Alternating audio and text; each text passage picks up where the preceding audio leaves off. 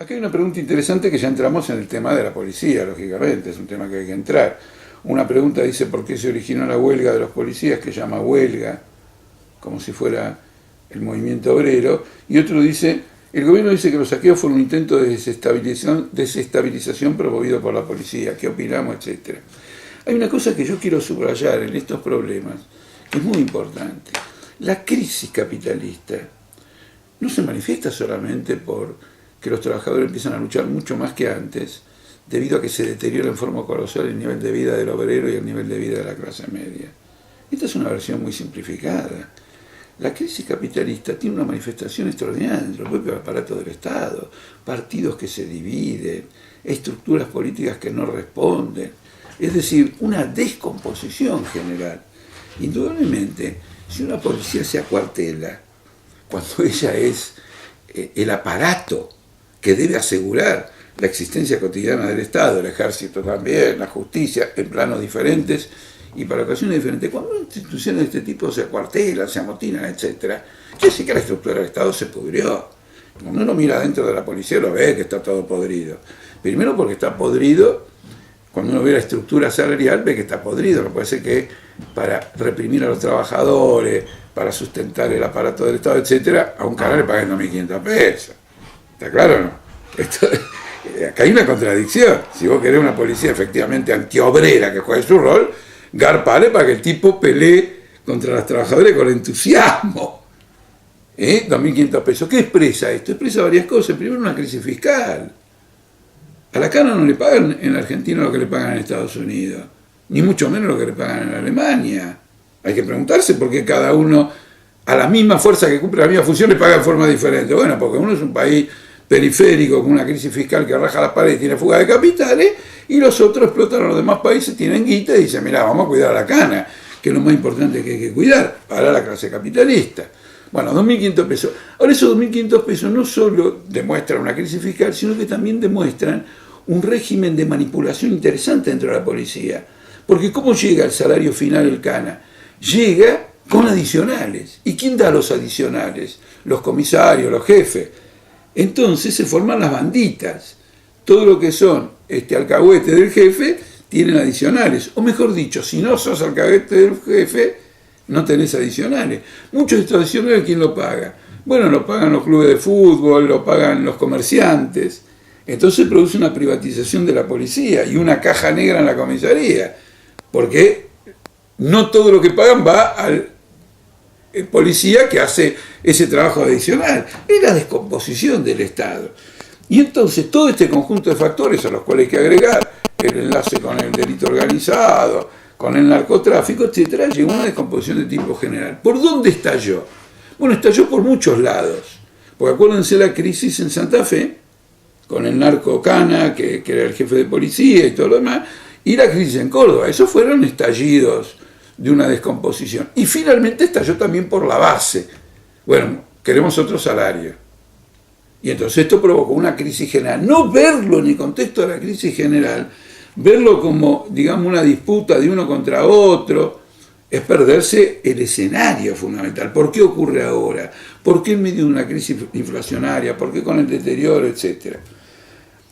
Naturalmente, al colocar que quieren 8.500 pesos de salario, resulta que 8.500 pesos es el salario mínimo que reclama el Frente de Izquierda, igual al costo de la canasta familiar. Entonces el país entero dice, bueno, no puede ser, nosotros queremos todo. Y el Partido Obrero le pone el ojo a eso, le pone el ojo a la oportunidad que esto da para que el movimiento obrero dé la pelea por algo que nunca dio la pelea, por un salario mínimo igual al costo de la canasta familiar.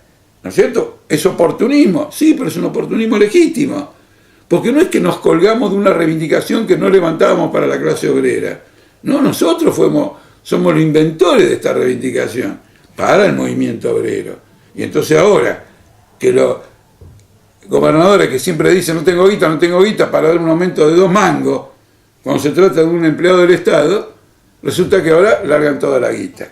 Aquí hay una pregunta interesante, no sé si ya la había señalado, si esto fue un intento de desestabilización. Acá hay que tener cuidado, ojo al piojo. Acá hay que tener cuidado, porque no se puede hablar de esto sin hablar de Milani. Milani tiene una familia de punteros en Córdoba. Entonces, y además el jefe de inteligencia, ¿cómo el jefe de inteligencia no sabía nada? ¿El jefe de inteligencia no le dijo nada al gobierno? El estallido se produjo en Córdoba, donde hay un gobernador rival, rival de la camarilla gubernamental nacional. La camarilla de Córdoba, rival de la camarilla nacional. Ocurre en Córdoba, no tuvo nada que ver Milani. De entrada, nosotros hemos dicho acá, sí hay un operativo de Milani. Y este operativo se le fue de las manos, como todos los operativos que hacen las fuerzas represivas y los aparatos del Estado, y los alcahuetes, y los espías, y los servicios de inteligencia cuando hay una crisis general. Entonces, acá la cosa viene bastante enrevesada, y hay que ver qué rol ha jugado cada uno en esto. La prueba está que el ascenso de Milani, el gobierno nacional lo defendió a muerte, y la oposición no estuvo de acuerdo con ese ascenso, hubo críticas en todos lados. Pero si fue un intento de desestabilización, o al revés, fue un intento del gobierno de crear un cuadro de tensión para justificar el ascenso de Milani. Otra cosa que quiero decir sobre este ascenso, varios diarios dijeron que está redactado un borrador de estado de sitio. Entonces un acuartelamiento policial es una linda oportunidad para meter el estado de sitio.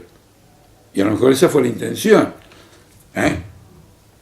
Acá estamos en el plano de las conjeturas, pero de ningún modo me anoto a la tesis de la desestabilización de los contras del gobierno, sino que me anoto una tesis de estabilización del propio gobierno para luego justificar determinado tipo de medidas.